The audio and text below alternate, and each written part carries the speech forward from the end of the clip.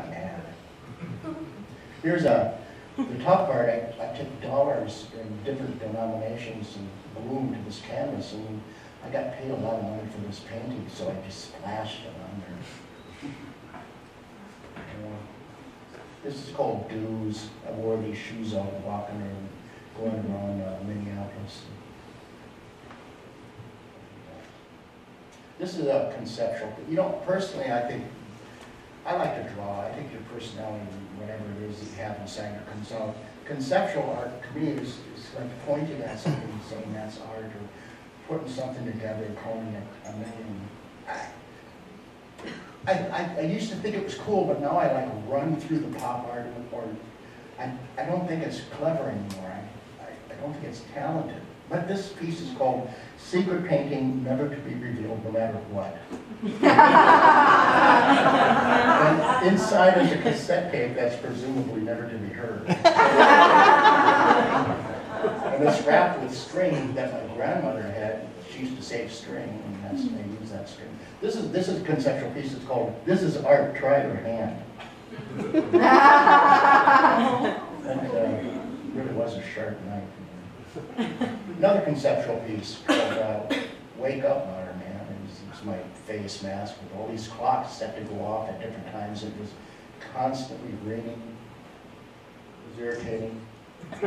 Here's a children's book, Dragon and the Mouse. And the next picture shows how I did it. I couldn't visualize how a dragon would look, so I had to build clay models.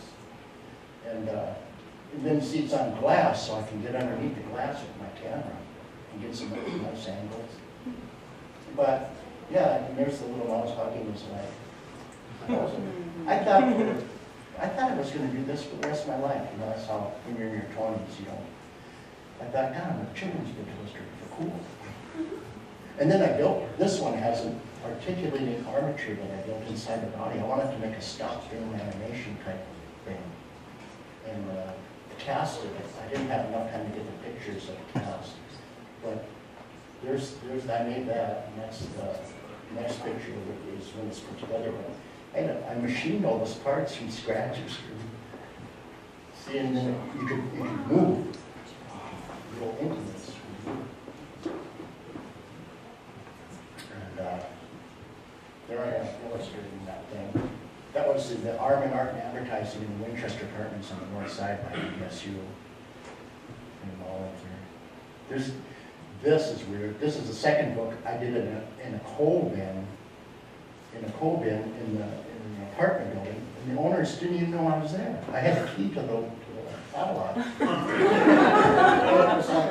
Nobody knew. It was like I was a stealth illustrator. I had the illustrations, and I'd go there, and nobody knew I was going in there. That was really exciting. And this is on the third floor of KRJ building. See, I just put them on the wall, then I had a chair with wheels so I could whip around. That was really fun. That table was there that overlooked the empires and the big clock, so I knew when it was last call. And there was my brother and my mom at K's Printing with me. This is the third book. That was really exciting. All those boxes back there, they were display boxes for all the stores. That was really fun. Here I am at the Mayville Public Carnegie Library, the original Carnegie Library signing books. And there's a medal I made out of clay. Stanley has the original. And I made it out of oil-based clay and cast it with Rick Pin, .999 fine silver. Wow. And then I made two of them. Okay, this is where I learned to draw. I would take newspapers. My sister Patty here, she did this with me. We'd take newspapers and draw on people's faces, you know, like stitches and stuff like that. But I just like recently did this. And then you wet your finger, and then you can rub off the ink and then draw. Make it look incredible. See, I like doodling. You know, I just sat down one forgettable afternoon and just started doing this portrait. And it's kind of crazy how everybody thinks, oh, the artist's eye, you know, I never knew what anything was going to look like when I started it. At the end, I never saw anything that I was going to be like, oh, I think I can see the picture. Like this, how could I possibly think? You just start doing weird drawings and then it turns into something really strange. Then that's when it starts making you think. And that's an odd one. I did a self-portrait called Wound to Tomb. That, like me in every stage. I did this when I was 26. Wow. And I didn't want to, I thought, why do self-portraits when I get older? I'm just going to do them all right now. Oh, this is the glow-in-the-dark stuff. This is Jimi Hendrix in the light. And then the lights go off. It's like that painting on the 3rd floor. And that's what it looks like. So it's like that. Cool. And then here's one I did for the Grand Forks Museum of Art for their slug show. And that's in the dark. And that one turned out really strange because you cannot see anything out the form of painting when the lights go on. And here's a Warhol. And when you put red glasses on, it does the same thing as this. It does the same thing in the daytime with red glasses, but that's when the lights go on. Really turned out neat. Okay, here's a 9-by-7-foot Jimi Hendrix.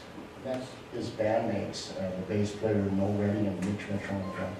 Then the lights go off, it turns into brown.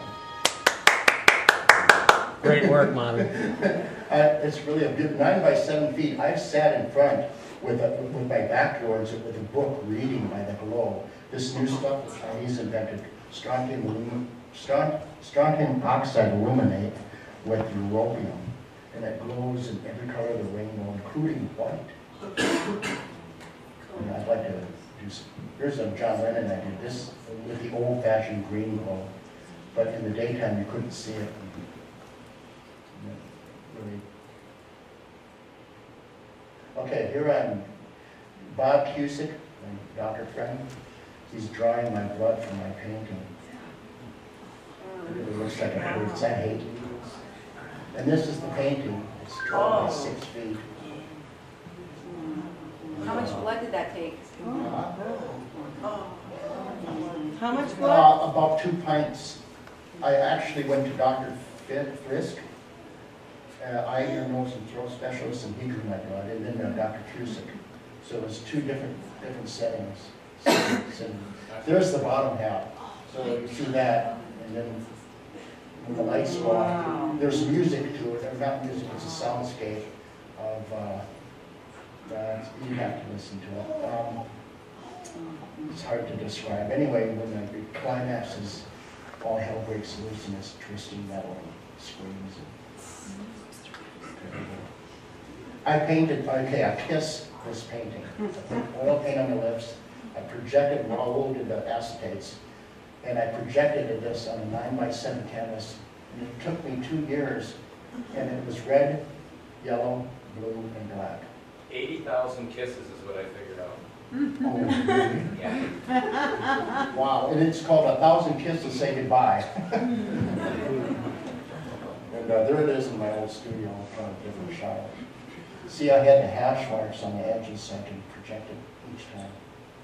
Here's a butterfly I did with kisses, put paint on my lips.